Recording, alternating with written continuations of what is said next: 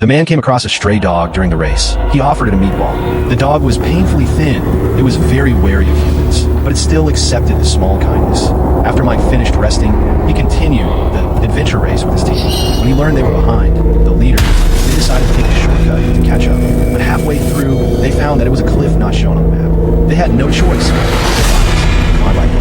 As night fell, one teammate injured his knee. The team had to stop and rest. However, no one expected, the little dog actually caught up with them, and there were wounds on its back. The teammates did not want it. Only Mike insisted on taking it. The dog was very able. It followed the team closely without any commands, and when the injured teammate could not walk, the dog pushed it gently. The team took another shortcut over the mountains. Halfway through, one teammate ignored instructions and walked onto a small side path. The dog rushed up without hesitation. What's going on? That's when they felt a sudden cool breeze. They looked down and saw that the end of the path, the dog's sharp hearing saved them all. Hey, extra meatballs for you, my friend. Thank you. From that moment, all the teammates accepted his brave.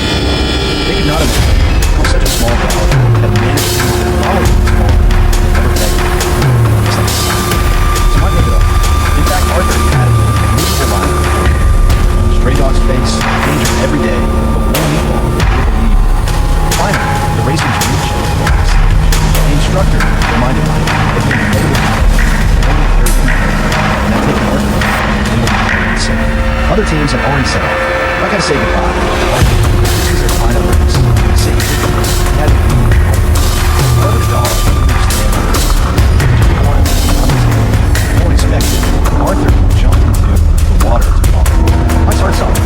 He told him to stop. Wait for it. Just when Arthur was about to sink, Mike pulled him out of the water. The other teams paddled farther and farther, but not a single team. Everyone was willing to take this little leap. In this way, they completed the final section. They did not want to change. Everyone cheered. Also cheered. At that moment, Arthur said, veterinarian. Now he's severely infected.